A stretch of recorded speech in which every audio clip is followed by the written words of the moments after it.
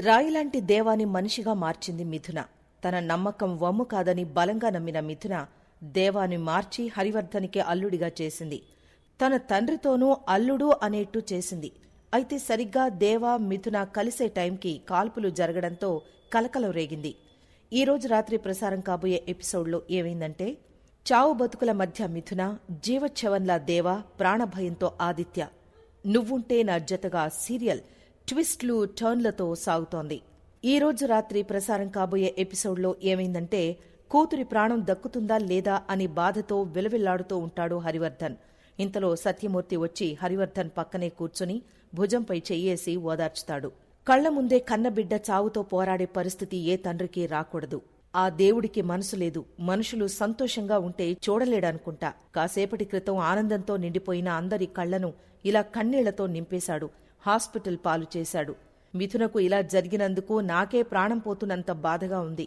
తండ్రిగా మీరు ఎంత నరకాన్ని అనుభవిస్తున్నారో నేను అర్థం చేసుకోగలను. మిథునకేమీ కాదు. ఇంత ప్రేమ ఉండగా మిథునకి ఏమీ కాదు. మనందరి ప్రేమ మిథునను తిరిగి వచ్చేలా చేస్తుంది. మీరు ధైర్యంగా ఉండండి అనంటాడు సత్యమూర్తి. అటు దేవ కన్నీటి పర్యంతమవుతూ ఉంటాడు.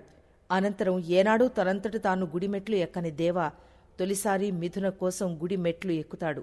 దేవుడి ముందు మోకరిల్లి, మిథునకు నిన్ను పూజించడం మాత్రమే తెలుసు.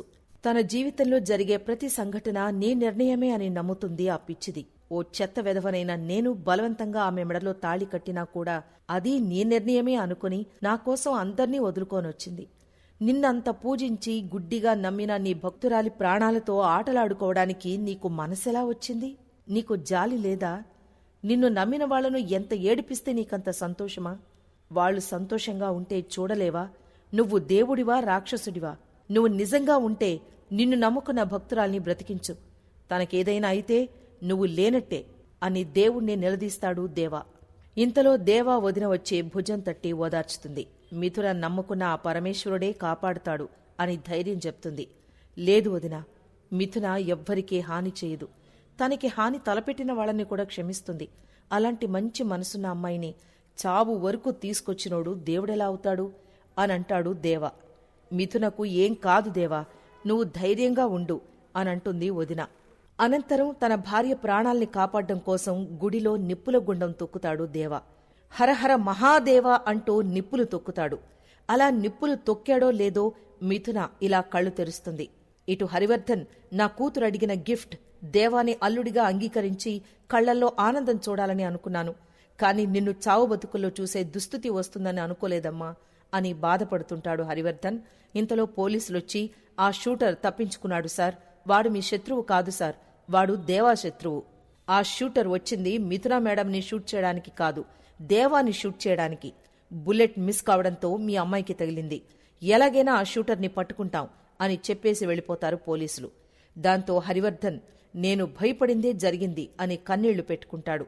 అటు దేవా నిప్పులు తొక్కే కార్యక్రమం ముగిసిన తరువాత పసుపు నీళ్లతో అమ్మవారికి అభిషేకం చేస్తాడు. అనంతరం అమ్మవారి కుంకుమ తీసుకుని కుంటుకుంటూ హాస్పిటల్కొస్తాడు.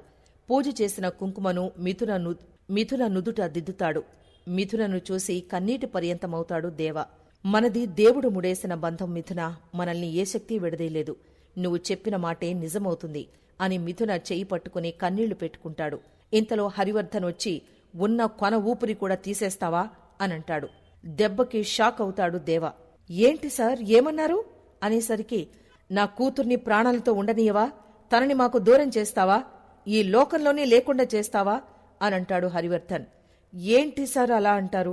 మిథున క్షేమంగా ఉండాలని మీ అందరికంటే నేనే ఎక్కువ కోరుకుంటున్నాను. ప్రాణాల్ని గుప్పెట్లో పెట్టుకొని ఉన్నాను. మిథునకు ఏదైనా జరగరాంది జరిగుంటే ఈ ప్రాణం ఉండేది కాదు సార్. అలాంటిది నేను మిథున ప్రాణాలు తీయడమేంటి? అంత దారుణంగా మాట్లాడతారేంటి సార్ అనంటాడు దేవా. దారుణం కాదు, నిజం. నా కూతురికి పరిస్థితి రావడానికి కారణం నువ్వే. నీ శత్రువులే ఈ పని చేశారు. నిన్ను షూట్ చేయబోయి నా కూతుర్ని షూట్ చేశారు. ఇది నా మాట కాదు, పోలీసుల దర్యాప్తులో తేలిన నిజం అంటాడు హరివర్ధన్. దాంతో మిథునను వదిలేసి వెళ్లిపోతాడు దేవా.